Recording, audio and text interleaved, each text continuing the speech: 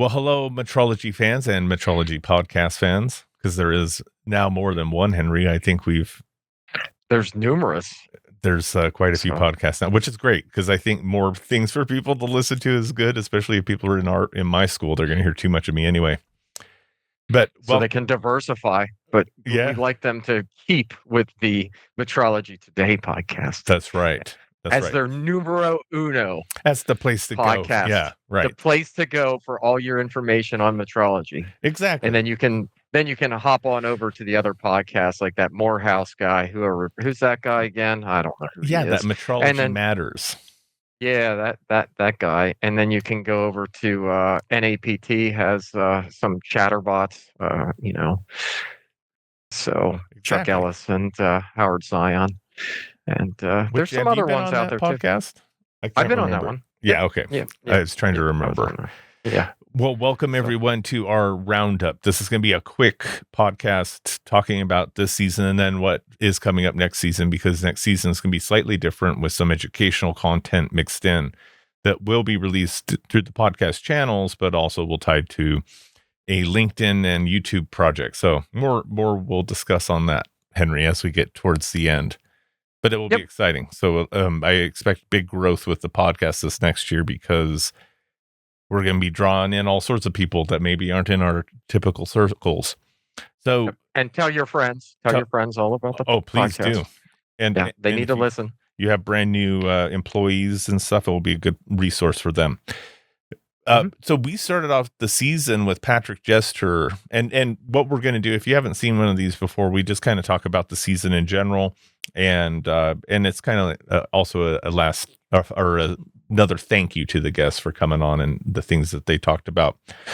So Patrick was kind enough to kick off the season. I believe that was in January. And Patrick's with Blackthorn Consulting. He had left his company and started a consulting business. He's also very active with NCSLI. Just talk to him a lot. He has some Substack. He's on Substack, as I'm on Substack too. If you're not on Substack, it's a neat place. You get like little blogs and emails. Patrick had written a book, Pillars of Command, that's available on Amazon, that he had published after the podcast. But he's doing really well. An update, and he talked a lot about what he does and how much he loves consulting and going out there. And if you're someone that is going to be assessed or needs a consultant, Patrick is available to do both. Of course, the accreditation bodies are the ones that would send Patrick. You could request him if you're accredited by A2LA, or if you need somebody to help brush up on everything. Patrick is an excellent choice that knows the standard quite well. Exactly, and I believe enough in him that I've recommended some of my own clients to him, and he helped them over this last year. So it's always a new experience to go out on your own in self-employment, So I'm glad that it sounds like he's doing really well, and maybe we'll have to have him on again for an update. And he can talk about his book. Oh yeah, exactly. And then episode 2, we had the MSc 2025 kind of announcement with Galen Leo from Northrop Grumman. Learned more about how Galen got into metrology, and learned about what was going on with MSc that year. We're going to be discussing the upcoming MSc also towards the end of this. So we won't dive too much deeper into these because these are mostly focused around MSc. So do you have any comments on that one? Yeah, it was good to hear what's going into things. We talked a little bit about band selection and stuff. MSc does a nice job. They make it fun to go and attend. I mean, Sign. Yeah, we're going to talk about it, but Ryan had a lot of people from Sign are out there this year. It's in March. It's in February, first week of February. Oh, February. Oh, yep.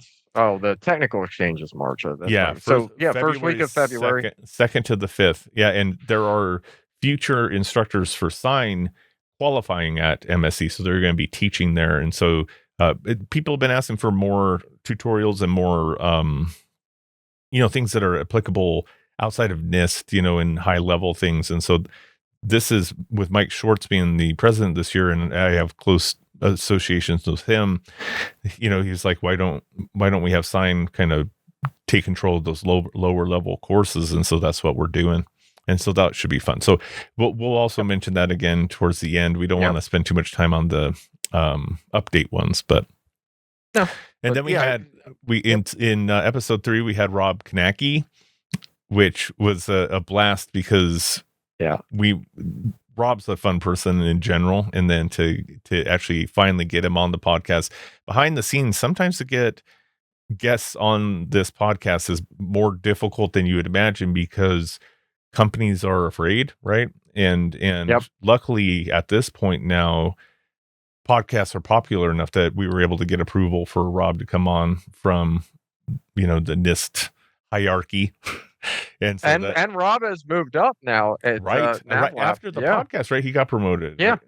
I think the podcast got him promoted. So I think if you want to listen to that, episode, you can see. But Rob talks a lot about accreditation, gives the whole rundown of ILAC, the MRA, and how things work, and lots of other Rob's a fun guest. His Muppet tattoos, he'll put his hair in a mohawk. He knows I've had fortunate enough to present with him on several classes and work with it. Always fun, always has everybody entertained. Karaoke singer. Oh yeah, he's got to get something new. He just the wrecking ball with Miley Cyrus is worn out, So I don't know. I hear he's president of her fan club, trying to get her, really going and super popular again. But the Swifties are taking over, so you'll have to ask Rob if you see him how that's working out for him. How he's devoting his time between NavLab and president of Miley Cyrus's fan club. Well, I think the bigger point is you come on the podcast, you get promoted. So let that be encouragement for those of you considering coming on in the future. And then after Rob's living proof. Rob is, and hey, that's a pretty good place to get promoted at NIST. And then after Rob, we had Greg Sanker, personal friend of ours, as well. Yeah.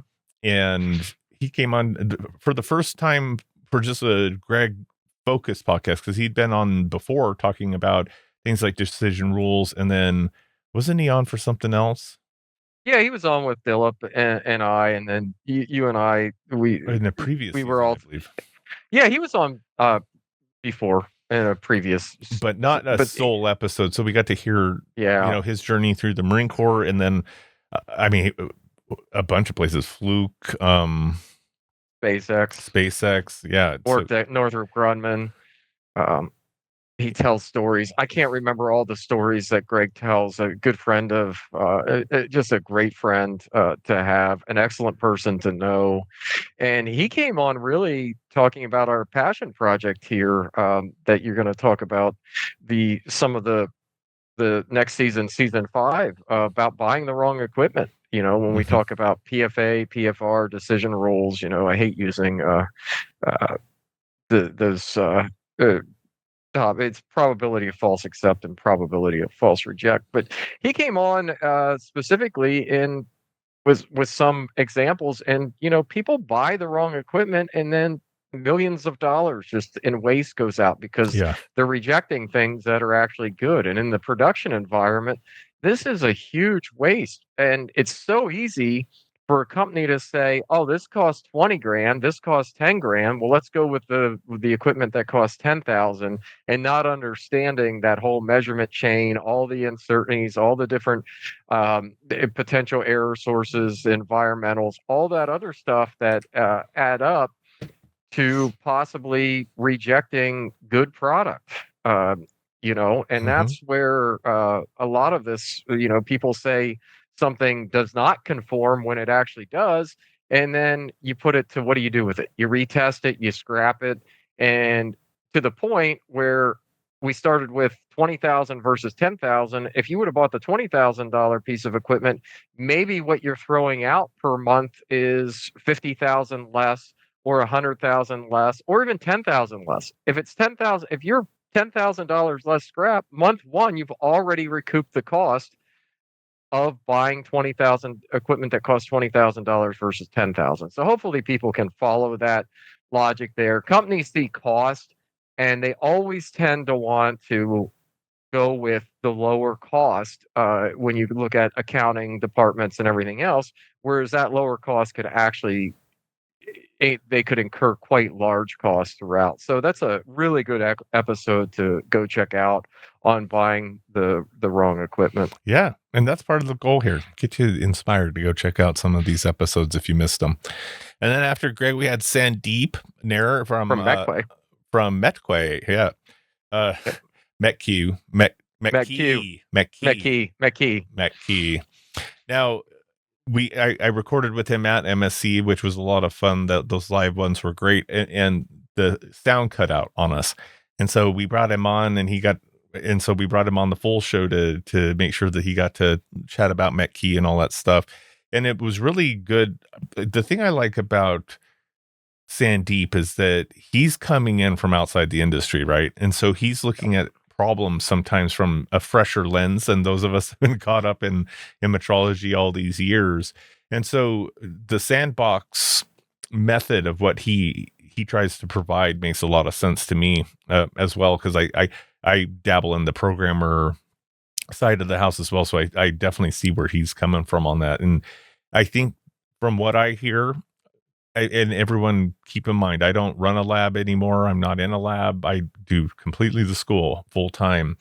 So I just know the feedback I hear is that there is no perfect solution out there, right? For No, data no. entry and data collection, or, all of those things. So, knowing about your options is good, but I also think it's really good for our industry to have people from external industries coming in and trying to help, because I've said this forever, Henry, like, our industry is small enough that we're a little bit of an echo chamber. Like, we don't have a huge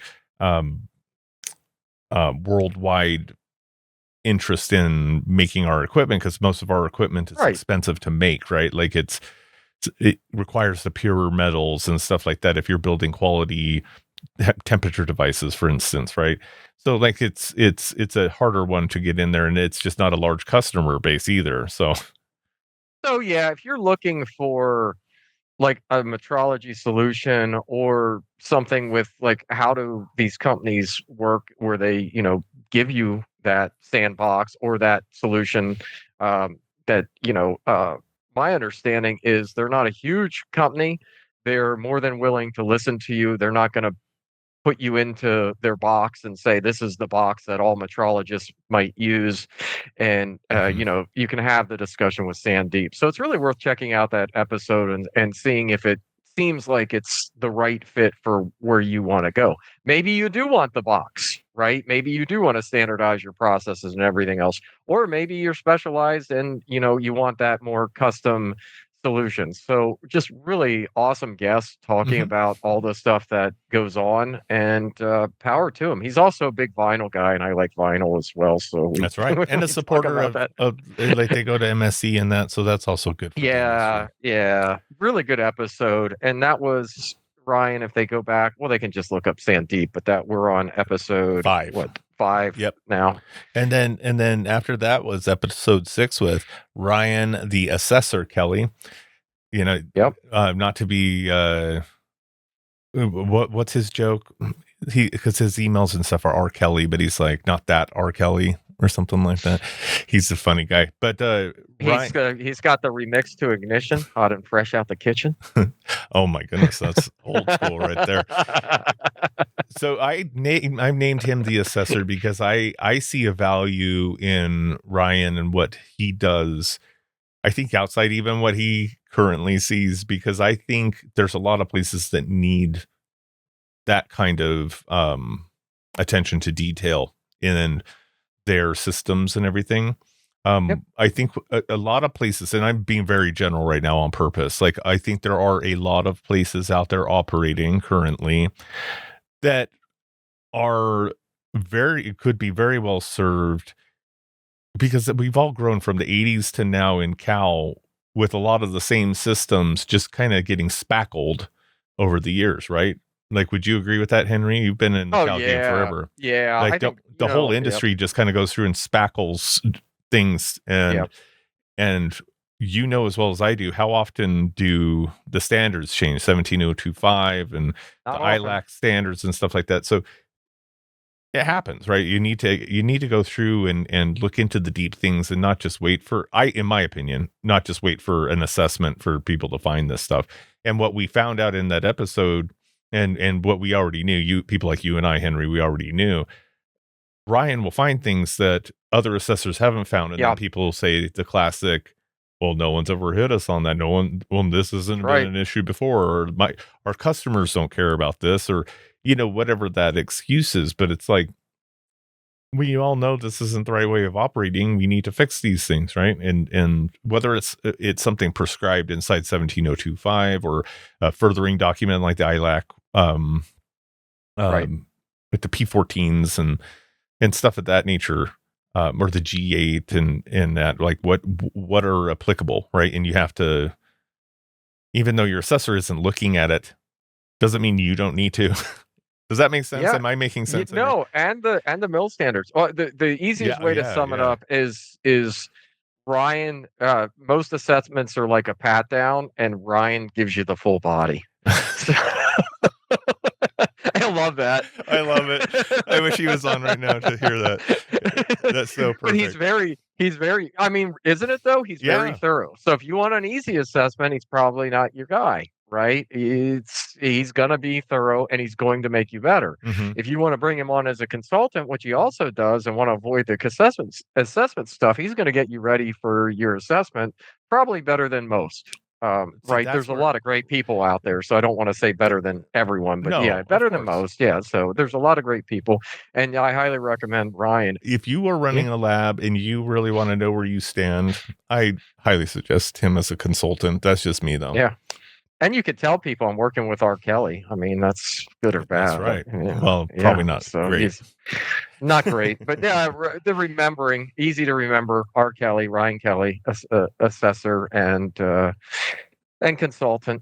So between him and we have two consultants on because Patrick Gesture and Ryan, both of them, and I'm both of them are assessors and consultants. I'm So glad you brought that up because I see, and I mention this to people inside the schools when I'm even on site teaching or whatever. There's a lot of room for growth in this industry. There's a ton oh of yeah, people that used to help labs that are retired, not retiring, that are retired, like completely out. Like there's a huge gap, and there's a lot of places running what I like to call by the seat of their pants, right? They're just kind of oh yeah, rolling with it, and there isn't maybe not even a continuous improvement cycle on the quality side, right? But maybe they're working on procedures and keeping up on the technical mhm, side, but not on the quality side. And it's similar, like when I was in the Marine Corps, you have to keep good on your Marine stuff, shooting the rifle, running, all that stuff. And you also have to stay sharp technically, right? So there's multifacets to having a Cal Lab, and I think it's super important that new and very well trusted in the community, consultants and assessors and all those things are always constantly being produced within our own yep, ranks, right? And that's why I yep, recommend it. Like I'll have students that are like, hey, I really liked this stuff on quality. Do you know anyone to talk to? And I'll send them to Heather, right? You could ask Heather. I've yep, sent Heather Wade, for those of you, yep, I'm yep. just Author of the using names. metrology, she got everybody together, did the metrology handbook, and she Right. runs her own consulting business. And yeah, So like that's a good example of like, go to those circles. We need yep, those people, and yep. I think we should embrace that as a community.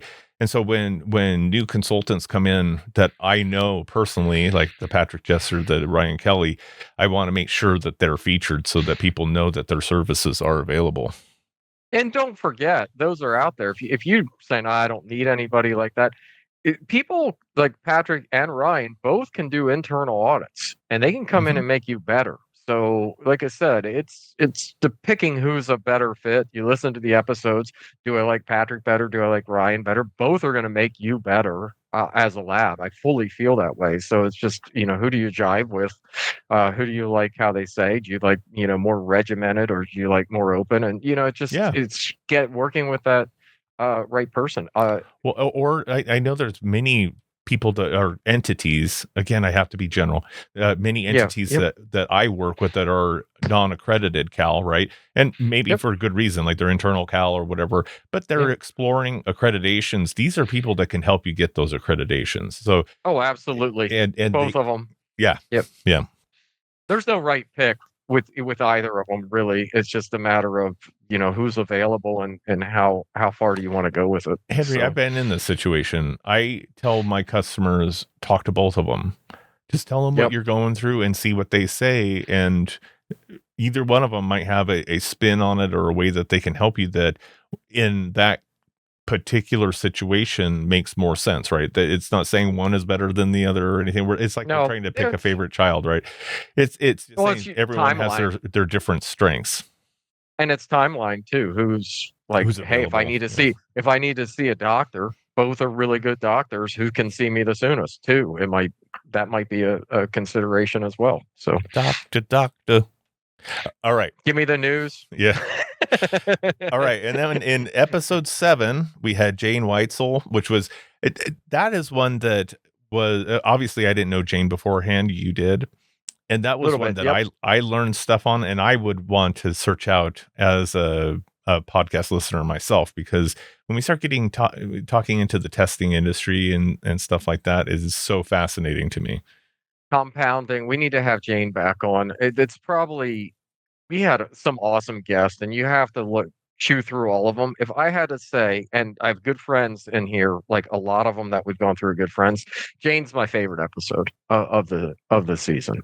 Like overall, just because we got into the testing industry, we got into like things that we don't normally hear about, right? The compounding, what was it? The compounding, some of the drugs that are out Right. there, Yeah. black market stuff, things that impact all of Supplements. us. Yeah, supplements were real big, and things that all of us probably take or use. And like my wife has to live with me and hear all the metrology stuff all day long, You and me right? both. Yeah. My wife That we has might this. talk about. Yeah. I'm always So talking so about crazy stuff. and Jane's a metrologist, Jane knows it really well, but it was more generalized that almost anybody can listen and take something away and not getting into the weeds of I'm metrology. glad you So said that, Henry. I was gonna. That's exactly what I was gonna say. If we had an episode that like the general public would watch and be like, "Oh, okay, yep. that is the one," that they don't have to be in Cal or anything for it to matter, you know. Right. Yeah, and it's just a great get. Also an author of the Metrology Handbook. Jane has That's right. written Yeah, yeah, yeah. sections of it. So I think we've had everybody now. That she was the last on. I believe she was the last on our list as far as Metrology Handbook third edition authors go too. So that was an additional checkbox or bump because I we had should make Walter a. on. I can make We'd have a Heather on. playlist. I should make a Yeah. playlist Oh, you of can put them those. together. Yeah, Walter, Heather, Dillip, myself, Anthony Hamilton. I'm leaving somebody out. I know I am. But yeah, Yeah. So but thank Jane, you once again, Jane. That was a yeah, thank you, really Jane. good podcast. And then we had the MSC 2026 preview. Just briefly, we'll chat about that. So again, February 2nd through 5th, Sign is teaching a lot of the tutorials, and that means not necessarily Brian this time, where I've taught 99.9% of the tutorials in the past for Sign. Now we have five or six different instructors. I should have had that number available, but I think it's 6 instructors teaching things from pressure, temperature. I would like to get force out there, and I did talk to Henry about that, but it's a unique Yep. challenge to get a basic force class with hands-on at an MSC. That's force is one of the hard ones. If I do it in person, the location has to have the force stuff, or else it's. But remember, Yeah, we do it. Henry. We tried to do Yep. that like 2 years ago. Tried to figure out how am I going to travel with force stuff, Yeah, because it gets hard.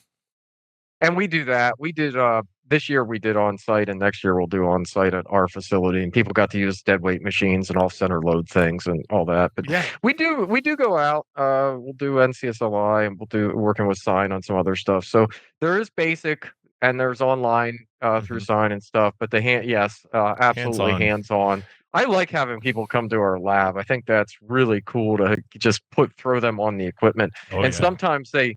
sometimes they're nervous, and I'm like, "You won't break it, watch." And I'll load something really off center and say, don't do this, but Yeah. as long as you're not as bad as I am here."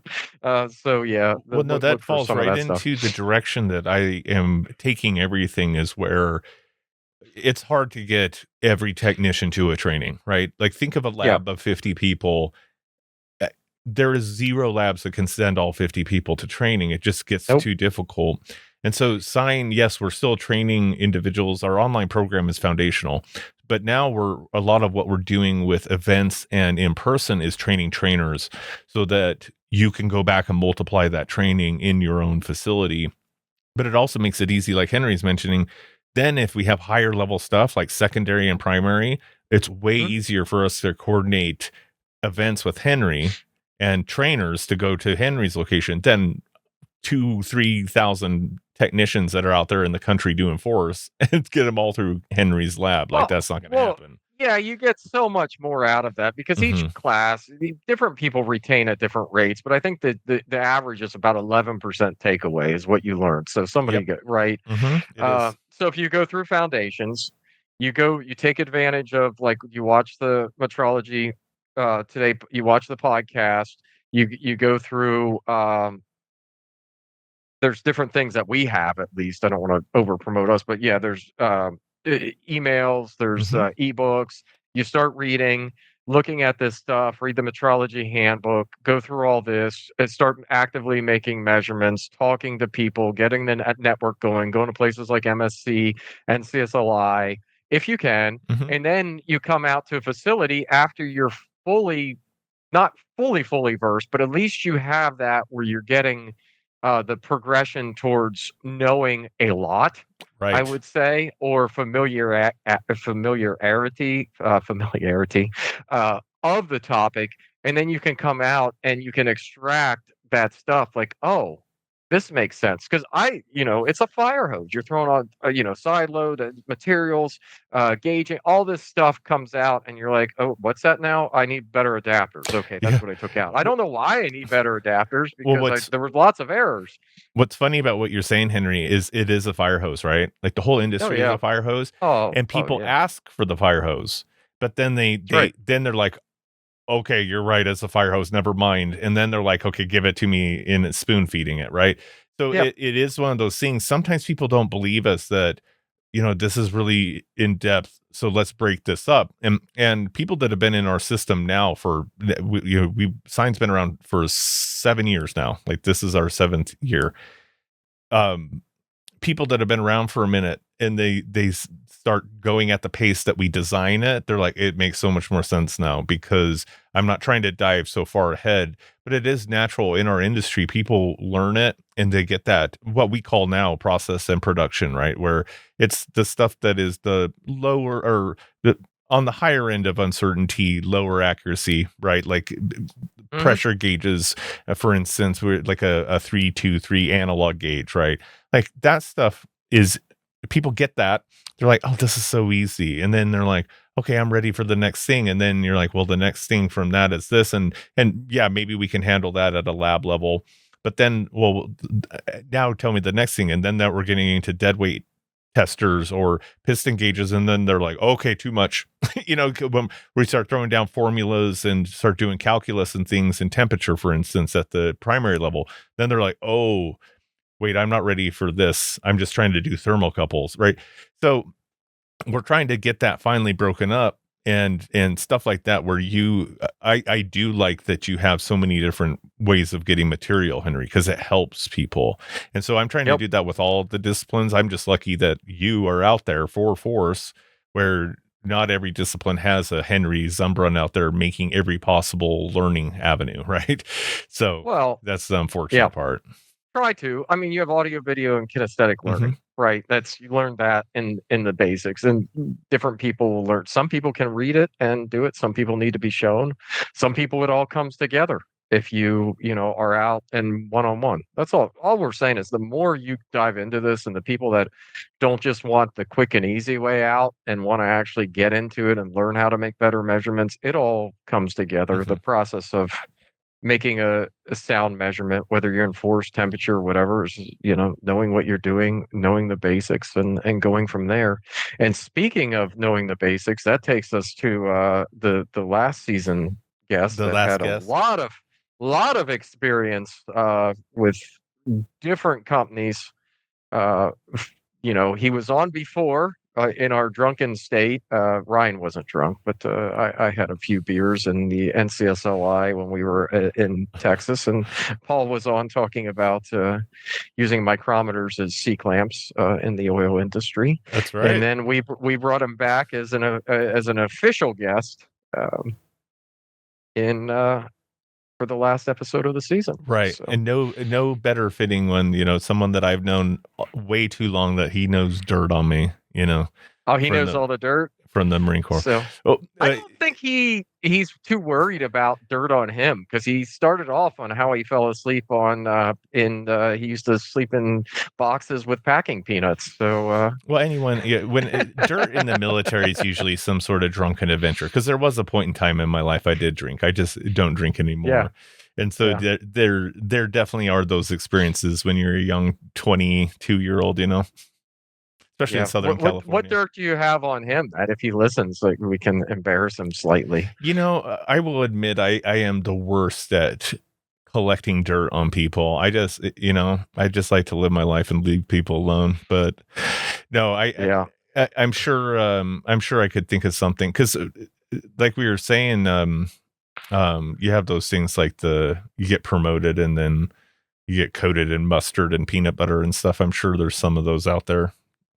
That's happened during his time Yeah. frame. We had packing peanuts. He brought a picture of Billy Corgan. Said that what would happen to my band, the Smashing Pumpkins. So and what to say?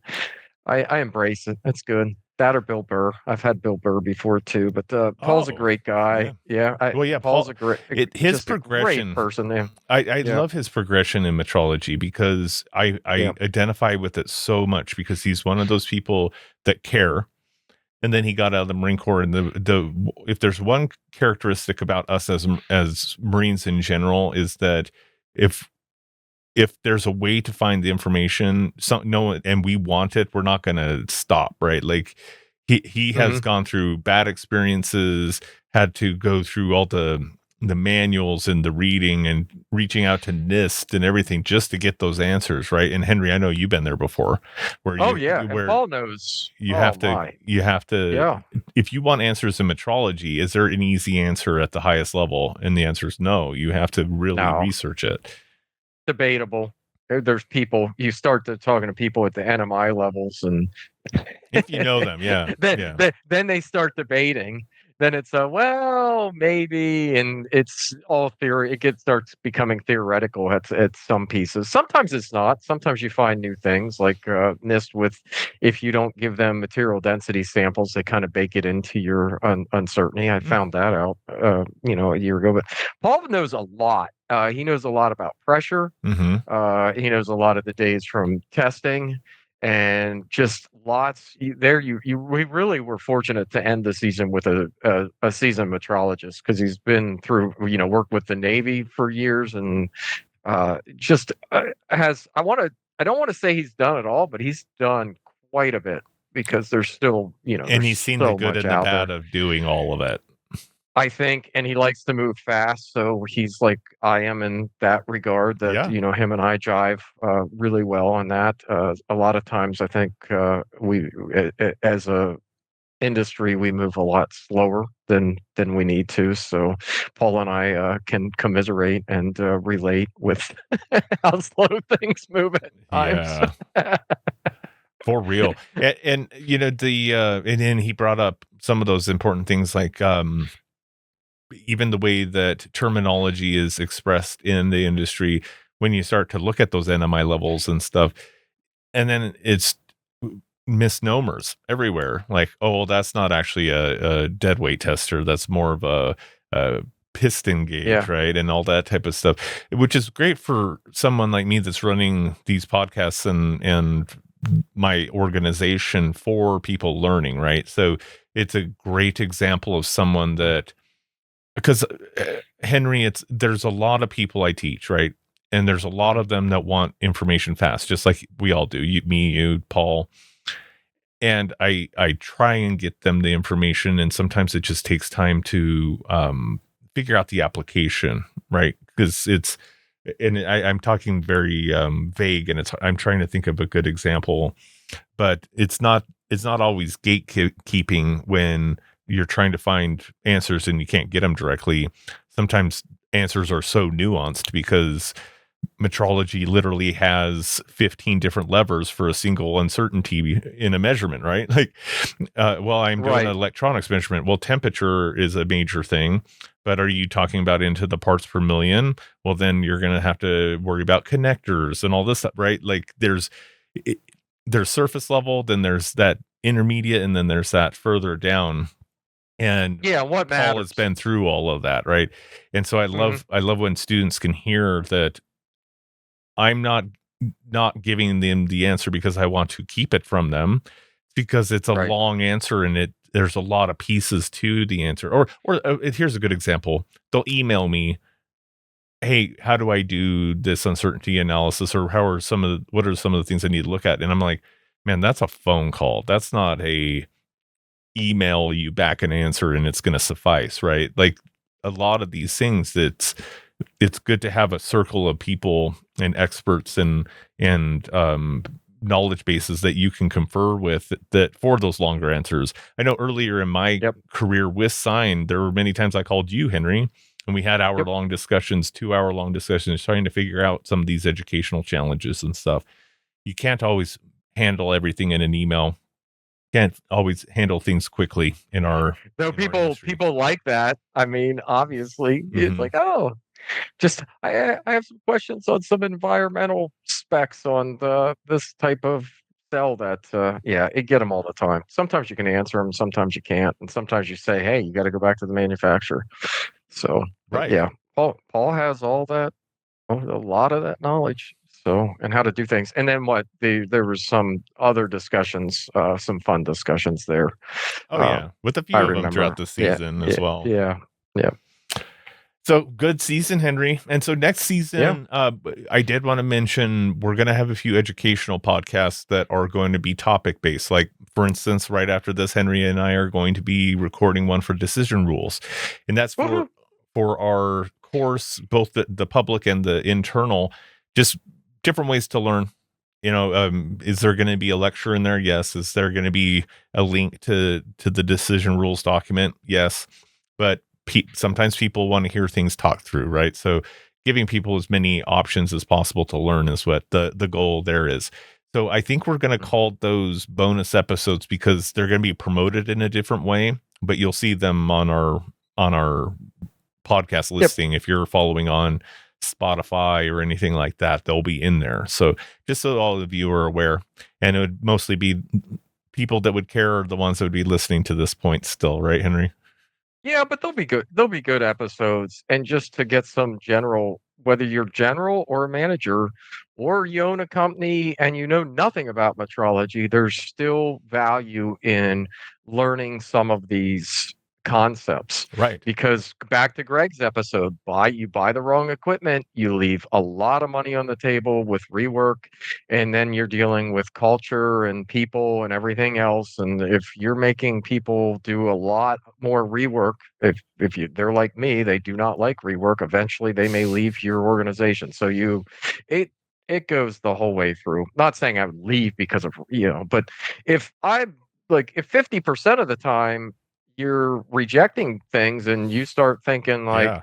this sucks, like, and my management's like, why are you not pushing through X number of product or holding you accountable for this? And they bought you the wrong stuff. That really sucks. So that Yeah. people can leave because of that. So a lot of things. I don't. Yeah, I was gonna say I don't know. I'd probably leave if we kept running around in circles because of It's something like yeah. that.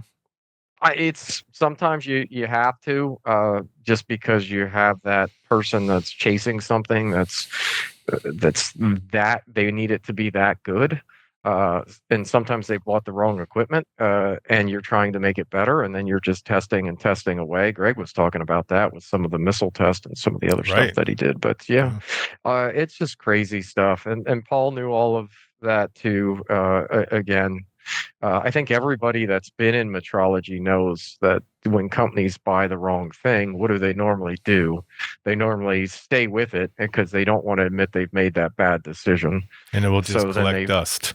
Like if they aren't yeah, required to use it, it will collect dust. I've seen that. collects dust, or they require people to use it, and then people have to do stupid things to use this equipment that's not That too. optimized for their situation.